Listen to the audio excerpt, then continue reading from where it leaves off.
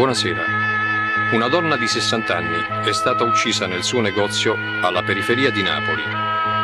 La vittima si chiamava Assunta Tramontano. Si suppone che i banditi non si siano allontanati dal paese.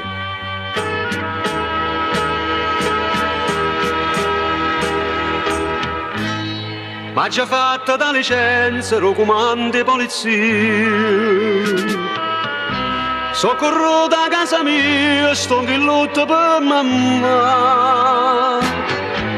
Chi m'ha accisa la picchiarella, ospitata sta divisa, ha voluto ospitare me.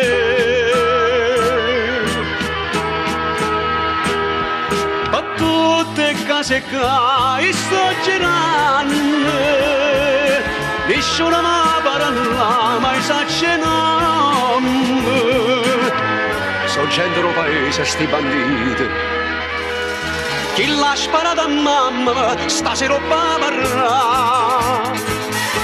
Ma l'ha detto un paglione che conosce sti banditi, stava là sotto il bancone e l'ha vista camminare. Se sono chiusi in questa casa e l'aspetto fuori qua. Senza paura a uscita fuori, sono stata fino a ieri brigadiere, io sono un figlio Assunta Tramontano. No, non vorresti, io non sono la polizia, sono un uomo che vendetta sa fare.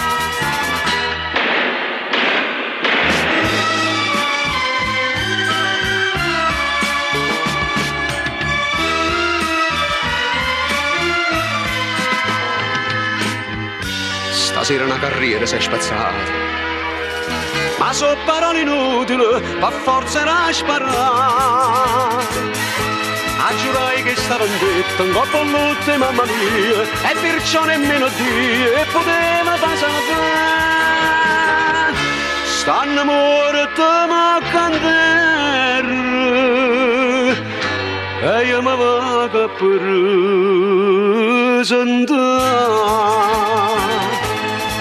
Non so bandita, no, con la accisa, negli anni sono ancora patisa. Poi ma stasera il brigadiere tuo si scoglia che sti panni l'assassino, che ha perso mamma, onore e libertà.